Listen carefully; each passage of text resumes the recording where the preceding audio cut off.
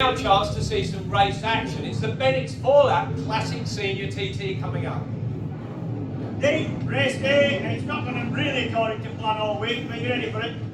Yes, it's ready as we've ever been on one of these classics. You know, it's going to be a battle to the end, I think. There's about 7 or 8 bikes which can win, and you've got to ride hard, you know, so you've got to rev them, but I just want to finish this. I just really want to finish. If I've got to push it around, I want to finish. John, first race of the weekend, it's beautiful conditions, and you're down the road first again. Yeah, I was down the road last night at Water Bridge, but picked myself up, got back going again. But yeah, I'm really looking forward to it. I've had a bit of a tricky practice, but I think everybody has the same with these bikes. But when it's been going really, really well. I've been really enjoying riding it. So number one away, try and get going and get out of the way. With poor weather throughout practice week, a number of the fancied runners had little time on their bikes. But come race day, conditions were absolutely perfect. Number 1, John McGuinness on the Winfield pattern was first away. He'd actually had a tumble in practice and a number of reliability problems, but it sounded good as it set off the line. As did the number 6 machine, also a pattern of Maria Costello. But John McGuinness really enjoying riding this bike, chasing his first ever classic win. But the race was about these two.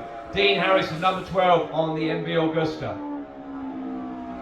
John McGuinness enjoying these lovely conditions, and he went over the line to break the lap record, but just seconds later Dean Harrison went even faster on the MV.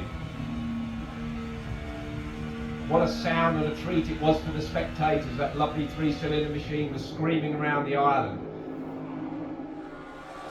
Maria Costello having a really good ride in 4th position. Lap 2, Dean Harrison comes in for some fuel, but unfortunately Michael Rutter was out of his 3rd place with a split fuel tank. End of lap 3, John McGuinness comes in for a splash and dash, and he had absolutely blasted the lap record, 113.342. Alan Oversby and Maria Costello battling it out for 3rd position.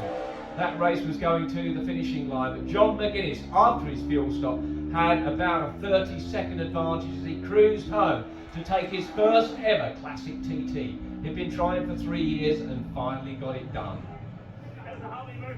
A steady start really. I thought I'm going okay, and then I seen the board of P1 plus nothing, and there was nothing in it all the way. I was like, oh no, this is going to be a tough long race. And I just kept battering on, and it's funny as the race goes along, you sort of learn to ride in a bit more, and you know, carrying a bit more speed and stuff. And then you know, I knew that I went up to like plus 58. I thought, well, Dean must have beaten after lap 2.